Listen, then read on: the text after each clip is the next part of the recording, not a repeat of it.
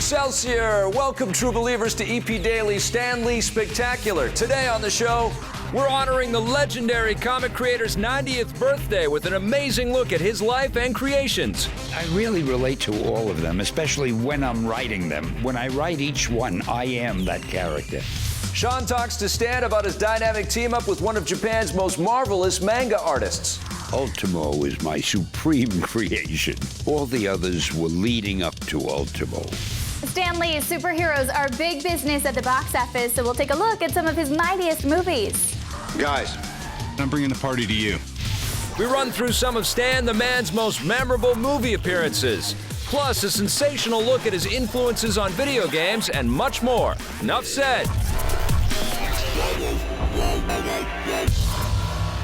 I'm your host, Victor Lucas, bringing you the latest and everything cool every single day. Stan Lee is an inspiration to me and to so many others. He's created countless beloved stories and timeless characters. Even at the age of 90, he continues to contribute to the entertainment world. This is his spectacular story. Born December 28, 1922, Stan is the man who most famously co-created your friendly neighborhood Spider-Man. He's also responsible for a plethora of other characters, from the obscure to the now movie star famous.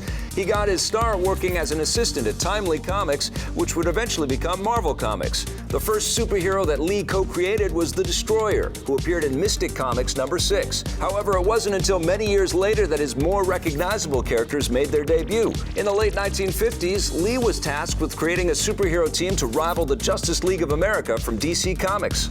However, Stan became dissatisfied with his career and even considered leaving the industry. Luckily, his wife Joan persuaded him to take a risk and develop characters that interested him. The end result was the superhero quartet known as the Fantastic Four. This paved the way for a multitude of complex individuals. Instead of creating the perfectly balanced do-gooders, Lee co-created heroes with flaws. Although they had superhuman qualities, they were still relatable because of traits like egotism and bad tempers. They were social outcasts, characters with disabilities, and even some who worried about day-to-day concerns like paying bills and impressing girlfriends. Of course, Stan would go on to co-create hundreds of other characters that would grace comic books, TV shows, films, and video games. His impact on pop culture and the entertainment world is unrivaled. Bree, wouldn't you agree? Absolutely, Vic. Now, we've only briefly touched on the history of Stan Lee, but it was outlined recently in great detail in a powerful documentary. Miri spoke with Stan the Man about the experience, which he found kind of bizarre. With great power, the Stan Lee story is the story of you and your life and your career. How did you first get involved with the director to create this film? Well, that nut came to me and said, let's do a documentary about your life. And I said, you got to be kidding.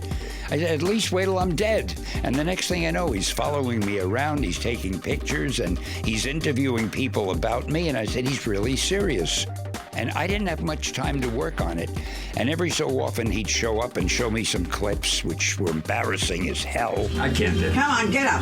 I'm no good. No, I won't do it. I love the name, though, With Great Power, because it's from the quote, with great power comes great responsibility. And it'll kid people into thinking I have power. You've created a lot of superheroes over the years and a lot of superhumans. Which of your characters do you most relate to? Let's see, certainly not the Hulk. I really relate to all of them, especially when I'm writing them. When I write each one, I am that character. You know, you get into the feeling of it. I love Spider-Man. I don't relate to him that much because I wasn't quite as nerdy when I was a kid. I wasn't as bright in science, but I did have a better social life than he had, although we were even poorer than he was, so I guess we had a lot in common. I'd like to think I related to Tony Stark. Really, Stan? Tony Stark? I would have pegged you for more of a Peter Parker guy. Now, we all know Marvel's arch nemesis is DC, but despite that fact, Stan has never been labeled the villain. Even his fierce foes enjoy working with him and are inspired by his contributions to the industry. Don't believe me? Well, true believers, set your sights on this. If you go back even to the 70s, you know, he was the one who took comics to the college campuses and spoke about comics in those days and addressed it to an older audience. Not just it was about kids and 8-year-olds reading it, but really talking directly to people and raised just the level of awareness, the depth of the characters and the stories, and was out there pounding the drum and always a positive voice and always a positive force. And that's something that we can never have enough of. I feel like we're very lucky to have him. He's kind of our emissary, and he's created so many comics, so many iconic characters that that still influence us to this day, and I think he's kind of given us all our jobs, so we owe him a lot. For me personally, I was introduced to comic books through a number of different books, but there was one in particular from Marvel. It was a hardcover, sort of the origins of Marvel Comics that he wrote, and had all the origin stories for all the main Marvel characters. And I just remember being transfixed by this book and just reading it over and over. And so to me, he really introduced me to the world of comics and the storytelling, and how he really took these characters and built in weaknesses and made them very human and relatable. And that was what kind of got me into the stories. I was always into the art, but the stories I really got into because of Stan's work. I think the coolest thing I ever saw was when I was at Baltimore at the Harvey Awards, this just last year. Stan Lee came up to present an award, and he had, the two women with him that were there to help him walk. And after he gave his speech, he walked by them and he put his hands on the step railings and he swung himself down. And I was like, God, that would hurt me to do that. He skipped all of the steps, and everybody in the audience gasped. They were like, because it was like, is he gonna make it? And he was so agile, he was out of there before anyone knew. And the two women that were supposed to help him were just like, what? I think he's so agile because he's actually Spider-Man. Yeah, and DC better watch out because Stan Lee doesn't rest. In fact, he co-created his first manga comic not too long ago. That's right, it's titled Ultimo, and I remember our very own Sean Hatton sat down with Stan to talk about it. We know Stan Lee from having created the Fantastic Four, X-Men, Spider-Man, Iron Man, just to name a few of my favorite comics. Now he's created Ultimo. Stan, what is Ultimo all about? Well, Ultimo is really, all the others were leading up to Ultimo. Ultimo is my supreme creation. It's a Karakuri Doji, something like that. Karakuri Doji? Yes, of course. I wanted to see if you knew how to pronounce it. Ultimo is my basic idea, but Takei-san has taken it and he has written it and he has illustrated it and done a magnificent job. I love the Japanese people. I've been to Japan a number of times, and when this opportunity came along, I couldn't say no. It was something I wanted to do. So much action on the still page. I can't wait to see this thing animated. I hope you've got people working on it right now. Well, we're thinking about it, that's for sure. And you can be sure anything that is successful in one form of the media, anything that's successful in a comic book, if it's successful enough, it'll eventually be either an animated cartoon or a movie or any combination of the three. So remember, you heard it first from me. Ultimo. It is the ultimate adventure story. Hey, you know something? You're a damn good interviewer. Well, thank you. You're a damn good interviewee. Oh, we know that. Sean, that's quite the compliment, especially coming from him. We're going to take a look at Stan Lee's influence on the movie world right after this short break. But first, some birthday wishes. Happy birthday, Stan. He's 90, he's still here, and he's an icon in the business. Good grief. I mean, from someone who was a fan that, thought of Stan Lee as like the equivalent of the Walt Disney of comic books. Congratulations to him for all of his success. Happy birthday, Stan. Hope you have another 90th. Happy birthday, Stan. Stan, Excelsior, happy birthday. Be good, Stan. We love you, man. Hey, Stan, from a British girl in New York, we're all wishing you a very happy birthday.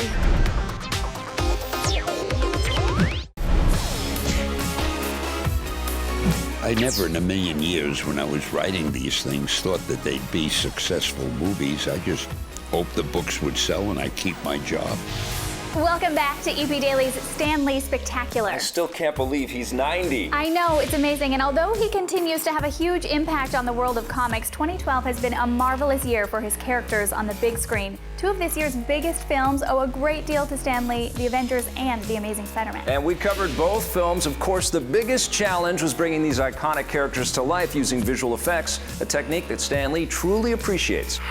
Visual effects are so important in today's movies, today's action movies, today's superhero movies, that without them, you've got no movie. Practical effects, visual effects, when they come together is when you have beautiful things happening, like the Silver Surfer character that I played. That's a prime example. It started with me in a muscle suit. Oh, that is cool. The mask that transformed my head and face into this very handsome, stoic being. Spectral Motion, they created that look on me. Weta Digital, they did the digital effects that went over me. Talk about a collaboration. That character is so beautiful, and the digital age hasn't ruined anything. It's actually given us more opportunities to create creatures we couldn't do before. Seeing the Silver Surfer fly like he did would have been not the same experience 20 years ago. The effects team behind The Avengers also had the challenge of making Iron Man take flight. What was it like for you, having worked on the first two Iron Men, to see that character specifically grow? Each time we have to discover something different, and Joss wanted us to take what we've learned from 1 and 2 and then elevate it to a different level. We wanted to make sure that Iron Man was fighting and as heroic as possible, and that meant evolving how he flies and how he fights. I'm bringing the party to you. I've always wanted to make a classic superhero movie. I've wanted to put a comic book on screen. But very early on, what I told them was, I kind of want to make a war movie. I really want to put these guys through the paces. I want to make it hard on them. And they were very excited by that, and we pulled that off. You could never see Iron Man flying in the air, shooting bolts down below without visual effects. It couldn't be done. Creating the Hulk, making him believable, making sure that his third time out in the movies was something that was well received. That was the big challenge. You're sitting there and they're like, okay, now I look up on the walls of the buildings, there's aliens there. And you're like, what do they look like? They're just really scary. And now the sky's gonna open up, and so they're yelling these things at you, and you're in a green cube. I don't know how they do them. I wish I did. I wish I were one of them. Yes, the visual effects are awesome, but I'd just like to say that Stan Lee is a visionary. He saw and developed things that we were never able to recreate on the big screen until now, and we can only do it because of the many technological advancements. That being said, he also created versatile characters with vulnerabilities, and that's what makes them truly timeless. Longtime Marvel collaborator Bryan Singer agrees. I think the X-Men universe is popular because there are many characters that people can identify with. And not everyone identifies with the same characters, but there's such a variety, and everyone's ultimately an outcast. At some point in all of our lives, we feel like outcasts. I wouldn't say he's an outcast, but the Amazing Spider-Man does face his fair share of challenges. Peter Parker is unique. People will say, of course he's a hero, he's a Spider-Man.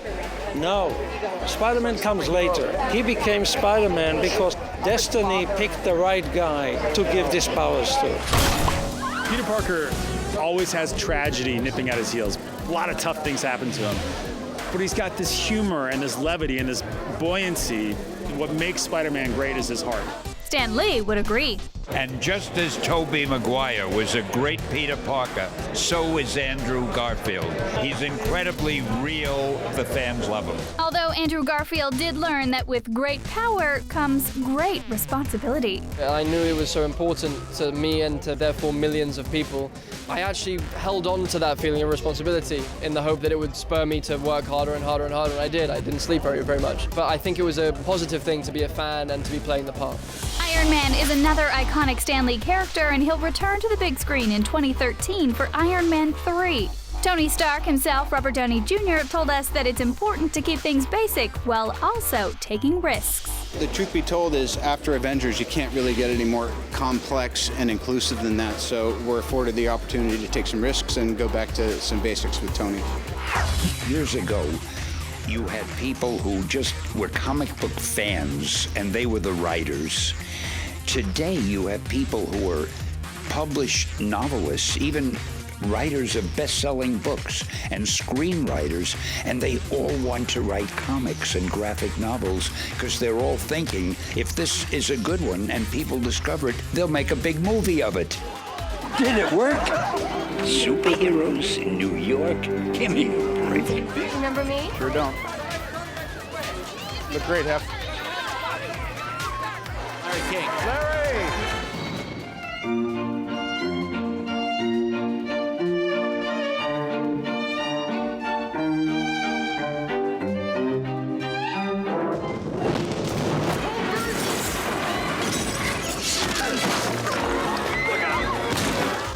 You know, I guess one person can make a difference. Enough said.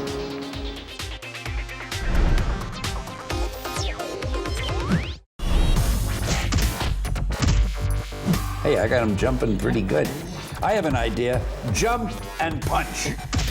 Welcome back to EP Daily. We are just about to turn the page on our Stan Lee Spectacular. Before the break, we looked at Stan's influence on movies and comics, but did you know he's done his fair share for the world of gaming? That's right, and there have been a ton of games featuring the Hulk and the Avengers, but nobody can compete with Spider-Man. And when Jose spoke with Stan about the web-slinger, he reflected on the evolution of the character. Is it cool for you to see this sort of the different variations of Spider-Man as he's gone throughout the years? Yeah, and you see what happens whenever a new writer takes over a strip, and you know how many writers have done Spider-Man, they don't want to write it exactly like the guy before them. So each time a new writer took over, each time a new editor took over, there were always little subtle changes. And I think that's good, because it keeps the readers interested. As long as they keep the basic concept sound, I think these variations are really good. Is that a cartoon pig? Focus. The developers behind the 2010 title Shattered Dimensions also put their own spin on Spider-Man by including not one, but 4 versions of the iconic wall crawler. 4 variations in the game. You have the Amazing, you have the Ultimate, the 2099, and the Noir. Which one is your particular favorite? I like them all. I really couldn't find a favorite. Obviously, I love the original. Did you ever think it would get as big as this, to where he's in movies and video games, and now a video game where they can't even keep one Spider-Man in a game? They have to put multiples of himself in a game. Oh, sure. I knew that years later I'd be sitting up here being interviewed for the video games and doing cameos in the movies. I knew it the minute I made up the character. I could see it all ahead of me. Of course not.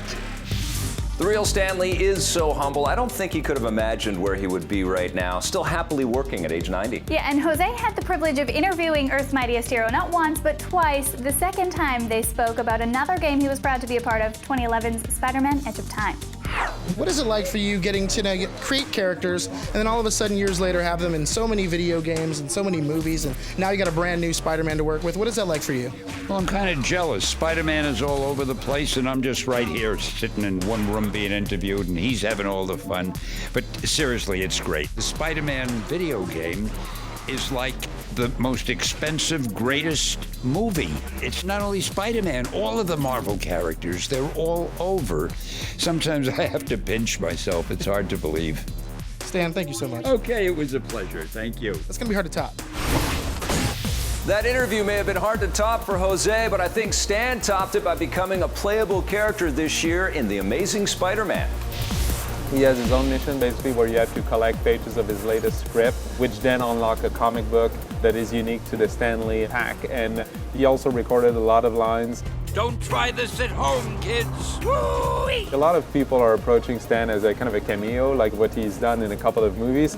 But we wanted to make something that was not just make him appear at some point. We wanted him to be the hero for once. Oh, I'm definitely gonna tweet about this. Happy birthday, Stan Lee. You're doing an incredible job.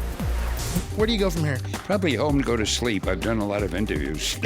All right, let me give you the kind of answer a writer should give you, all right? Wherever fate will take me. Stan Lee, happy birthday to you, my friend. Listen, I just want to say thank you for creating all the wonderful things that you've created. 90 years old today. Here's to another 90. I think you can do it because I'm pretty sure you're a superhero as well. Thank you so much for making the amazing that you've made. Happy birthday. The fact that you just keep on going and keep giving so much of yourself into everything that you do is just amazing. Happy birthday, Stan the Man. You're my superhero. Excelsior, enough said.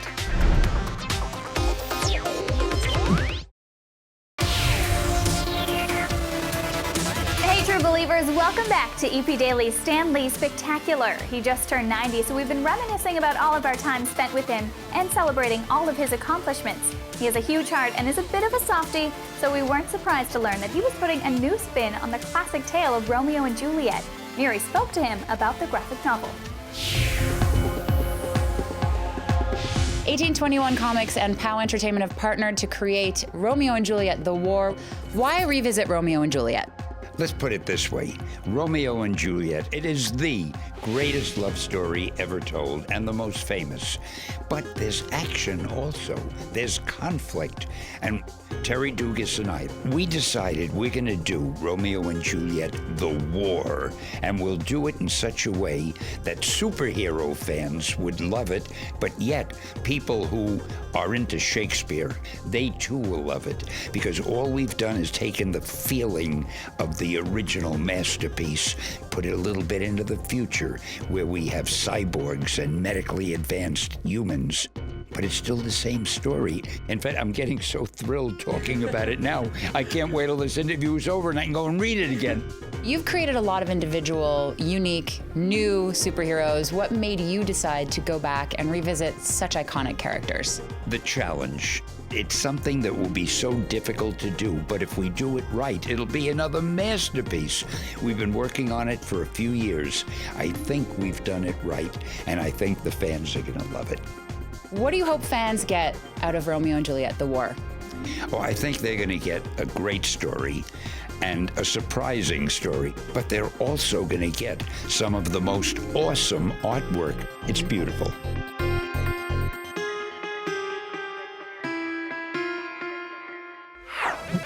If you missed anything in the show or you just want to watch it again, you can visit us at g4tv.ca or go to our website at epdaily.tv. You can also find us on Facebook under Electric Playground and follow us on Twitter at epdailytv. Hey, listen, we've also got a cool podcast for you to listen to at VixBasement.com and an EP Daily app for your mobile phone. I just want to say, Stan, not only are you a creative influence, but a true inspiration. You're humble, genuine, funny, and people just enjoy your company. So I hope you've had an amazing birthday. Vic, you think you'll still be hosting EP at 90? Of course. And on behalf of everybody here at EP Daily and Reviews on the Run and anyone who's ever dreamed of being a superhero, I want to wish you a very happy 90th birthday, Stan, and many more to come. Excelsior! Happy birthday, Comic-Con style. Let's do this. On behalf of the Marvel Universe, Deadpool would like to say a very special happy birthday to the one, the only, Stan the Man Lee. Happy birthday. You are seriously an inspiration to anyone who wants to go into anything creative. Happy birthday, Stan Lee. Hey, Stan Lee, I'm Donkey Kong, and I want to wish you a happy birthday.